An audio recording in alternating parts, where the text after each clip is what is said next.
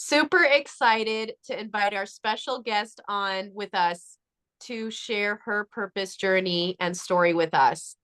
Thank you so much for joining us, Reena. Where in the world are you today? Hi, Rose. Thank you so much for having me. I'm super excited to be here. I am in Vancouver, BC, Canada.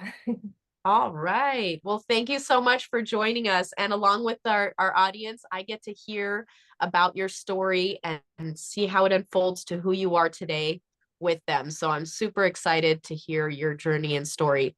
Mhm. So, what I would like is for you to take a moment to just think about those first moments or aha moments that you had, or those days that you got really clear on your purpose, and just take us back to those moments and share what those experiences were like, and then take us to where you are today. So, we want to hear your whole journey up to where you are. Okay, all right. Um, so I was born in India, but I was a very little child. I was about 3 years old when we left India, and my father used to be a high school teacher, so he used to get postings in different places. So I grew up in Kenya most of my childhood, and then I moved to Botswana, where I did my secondary education and also my university. And right now I'm in Canada. I moved here about 14 years ago. So as I was in school, I was a little girl. I used to feel, I remember very clearly being a 12-year-old, and I just needed someone other than I had wonderful parents and teachers, but I just felt I needed somebody who has my back 100%, who can be there for me when I need, like just someone I can share everything, a grown up who I can get guidance from. But I didn't really find that. So that's when I decided when I grew up, I didn't know the meaning of who this person is, but I just knew I needed this person, which I didn't have. So that's when I decided when I grew up, I will be that person. I didn't know what that person is called. So they say there's two very important days. I don't know who said this, but it really stuck. There's two very important days in your life. The first one is the day you were born, and the second is the day you find out why. So I was raised in a big family. We were six children and one working parent. My mom was at home, and being the eldest of the six siblings, I took on this responsibility for caring for children at a very young age. And although in my 20s I got my master's degree in microbiology, I didn't feel like I'm in alignment. I felt like I need to do something that is to do with children. I didn't know what it was. So I went back to school and I became a high school teacher. And I thought I found out my why. I enjoyed that for about 4 years in Botswana. I loved every minute of it. It was challenging and interesting. But it wasn't until my very first child was born 10 years ago, when she was born, I think I found out my why. I understood that if you're in the midst of raising children, I remember that they give me as much opportunity for growth and development as I give them. So, I mean, although little kids, they need our guidance to navigate a complex world, but then they are also teaching me how to be more present, how to be very authentic, how to not care about what people say and just be so delightful in little things like holding a flower and smelling it and just being in the present moment. I found out my why. I was like, this is it. This is it.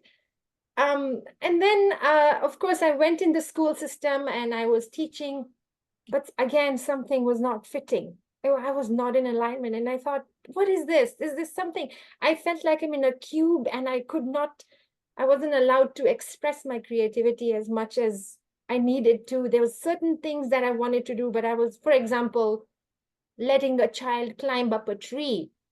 I thought, calculated risks, it's great because that's how children learn. But no, school liability, you cannot do that. What if the child falls and we will be responsible? So these things I felt, no, there's something missing here. It's not being a teacher, there's something else. And then 4 years ago, I had my second child, who is now 4 years old. And then I started understanding deeply, what is this? I mean, I'm in my 40s. I'm still trying to understand what is it that I want to be. But I think I got it finally. So she was born 4 years ago, and I started really understanding the the way we speak to our children. Oh my goodness, this is 0 to 7 years is an age where everything that you tell to a child, they absorb it like a sponge. They soak it up. Everything you tell them is true. Everything you tell them is accurate, and they believe everything you say. You tell a child, let's see, for example, they are on a slide and they're sliding down, and we say, oh, be careful, you might fall. What are we programming them? It's not safe to take risks. If I go down there, I might fall, so I might as well not do it. And we're actually teaching them not to trust in themselves when we say things like this. So we're programming them in like little things that we say sometimes as parents or teachers. We are not sometimes aware that what we're doing is programming them for the rest of their lives, right? So I started understanding this, and the way now I'm speaking to children, I'm being very conscious about it, because this is what is it's setting them for the rest of their lives. If you tell a child, they bring a picture to you, they've done a drawing, and they give it to you, and you say, wow, good job, and you continue. What have you just done to a child? Mm, you've just dismissed them. You've dismissed them. And you have, by saying good job, you're raising praise junkies. You're raising a child who's dependent on someone else to tell them how good they did, rather than their own compass, which is inside. Instead of saying good job, maybe we can say, oh, I see that you used green and you made those squiggly lines and the green, and I see that you shaded. Oh, I wonder, like, just being expressing what is the good about the good job, right? So that's what my passion is, like how we speak to a child is programming them for the rest of their life. So being very conscious of what you say and how you say it, your verbal and your non-verbal communication really impacts that child. Oh my gosh, I just love everything that you're sharing, and I totally resonate on that. I was in a daycare with 17 toddlers, so I definitely got that, what you were sharing about them just being themselves, being uh innocent, pure, Mhm. you know, no filter. They are just who they are. And they have no need to pretend or to protect, or all the things that we end up adding on as we layer on in life. And I completely agree that whatever we share, however we share things to them, is how they take it and create their beliefs in their lives. Yeah. So it's so amazing. So I'm so curious to hear what have you created from finding this purpose. Mhm. And yeah, who is Reena today? What does she get to do? Well, Reena today is constantly learning, constantly evolving every single moment. I'm learning every day. I'm learning from my children. I'm learning from everyone around me. And I think I'm getting more and more clearer about my purpose. Because when I went back into the system, I thought maybe it's the high school, maybe it's the age. I should try maybe the preschoolers or the early childhood Mhm. education. So I went back. Imagine, I had my master's and I went back into school, I mean, into college, to learn to become an early childhood educator. And when I went into my practicum, I will never forget this. I went into the practicum the first day. I was sent to a kindergarten class, and I observed the teacher. I love teachers, are just, they're the best. They do so much. Mhm. um, so this teacher was holding a paintbrush, and she told all the 5-year-olds, today we are going to draw green grass. Here's a paintbrush and here's the paints.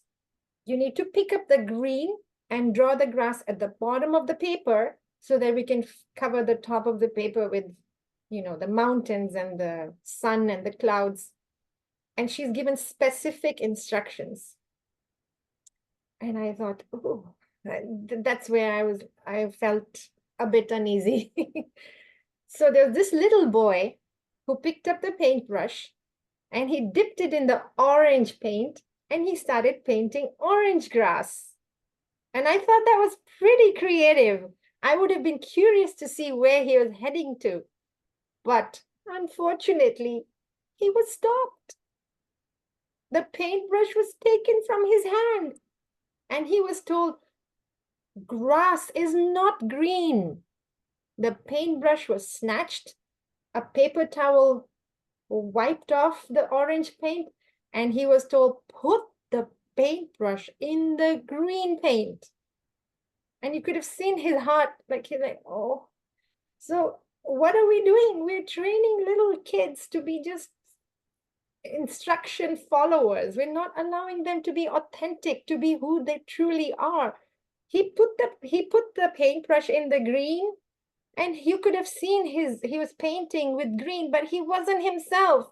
He wasn't happy. He was told what to do. And that's when I said, okay, I cannot do this. I became a preschool teacher, but all these things, it just didn't make sense to me. And so that's when I learned to become a children's life coach. In 2019, I became a children's life coach. And then in 2021, I learned about the subconscious mind and how important it is about the 0 to 7 age, which is an age where you are preparing for the rest of your life. And yeah, so what I'm doing right now is I'm helping the preteens, because I love that age, preteens, 8 to 12-year-olds, to really, at the heart of what I do as a kids life coach is to help them understand that they are the leaders of their own lives and help them move from being anxious and unaware and unsure to truly understand who they truly are deep inside and to trust that and express that creativity. So that's the age range I help. Although there are parents that want, from the early years, I help them as well. We're developing a program for the teenagers, but my focus right now is on the 8 to 12-year-olds. That is so amazing. And that's right after those years of them being the sponge. So you get to help curb whatever they've learned in those first 7 years and to help them in the rest of their life, really. So that's really beautiful. So what is your website then? We'll share all your handles so people can follow you. But my website is called coachreena.ca. And all the information is there. And my social media, the Facebook is Reena Ree, Ree. And same thing with Instagram. I also have a YouTube channel where I put some videos about children and my kids. Yeah. Awesome. Well, I'm going to ask you a few more questions and then we're going to just celebrate all that you've created today. So if there is a parent out there who sees that their child is struggling, what advice would you give to them on how to be a more conscious parent? So as busy parents, we want what is best for our kids. And sometimes we do and say things without being aware of what we are saying and how it impacts them. We all yell at our kids, including me. We have this fight or flight mode that gets activated. It does, realistically, I don't know anyone who doesn't. But the question is not, are you yelling or not? That's not the question. The question is, after you yell, what do you do? How do you repair that? I yell at my 10-year-old, but as soon as I know, because this is my primal brain that just acted, now I'm conscious that I did it. What am I going to do next? How am I going to repair that? Am I going to yell and say, there was a six when my daughter was 6. She came on the dining table and I said, let's go, let's come and have dinner. And she comes there and she says, pasta for dinner again? Yuck, disgusting. And she walked off. And I was exhausted. I had prepared a good meal and I said, what is wrong with you? There's so many people in the world that are hungry. Children are starving and you cannot be grateful for food. And then I was like, oh, what did I just do? Okay, I did this again. So earlier, previous Reena would have just left it and left the child on her own and crying in the room. And what would have happened if the child was left alone to cry in the room? This is what would have happened. The child would have self-blamed. All this happened because of me. I am not good enough. I make bad things happen. It's all my fault, because a 6-year-old doesn't know anything better. The mom is the main provider. The mom is always right? So if I don't go and repair, that child will be suffering in silence, saying it's my fault. So I went back and I said, okay, I'm really sorry. I did not mean what I just said. It's not your fault. It was my fault that I did this. So it's not your fault. So I've removed the blame, because we don't want the child to feel it's their fault. And I said, sometimes this happens, but I'm so sorry. I've just become aware of what I've said. And I know that this must have scared you, but none of this is your fault. Can we please go and have dinner? And please forgive me for yelling at you. And there, now it's off their chest. And they forgive so quickly. Little kids forgive you right away. And we got hugged, and then we went and had dinner together. And then I explained more consciously why we must be grateful for food. This is the food prepared with lots of love. Let's have it. Let's nourish our bodies. And that way, when she's not in fight or flight and when she's relaxed, then she understands what's going on, right? Rather than leaving her alone on her own, thinking that it's her fault. And Oh my also, God. one more story. Sorry, I'm just Yeah, please. my 4-year-old, when she was 2, she was 18 months old. She had she used to run to the playground, and she used to love taking risks, and so she was running to the playground, and she tripped on a rock and she fell down. Her face went on the ground, and she started crying so loudly that the whole world had shaken up. And then I ran to her, and I became conscious about what I was about to say. What I was about to say was, I looked at her and I was about to say, you're okay, you're fine, let's go. But no, I did not say that, because I'm now more conscious of what I'm going to say. Because if you say you're fine, you're dismiss them, and they're not important. They don't feel valued. They don't feel I belong or I am important. I said, oh no, you scratched your face? And she's with tears running her eyes. Yes. And I said, would you like a hug? I knelt down and I gave her a big, she said yes, and she got a big hug. And that was the recharge. As soon as she got that big hug, off she went running. So I validated her. I made sure that she felt, yes, I'm important. When I fall, there is always someone around me who cares for me. There's always someone who I can count on.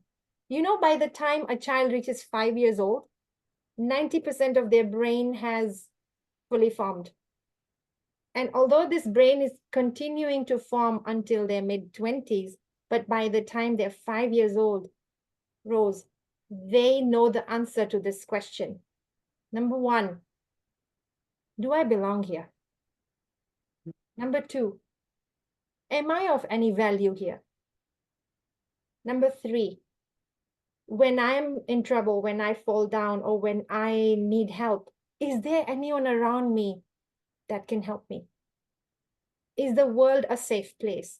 They know the answers to these questions at the age of 5. Isn't that incredible? That is so incredible. And I definitely believe it, because I have a 5-year-old and a 2.5-year-old daughters. So I totally relate. And also just the other night I yelled at my daughter at bedtime, and then maybe not even 1, 2 minutes later, I said, "Hey, I'm sorry, mommy was upset."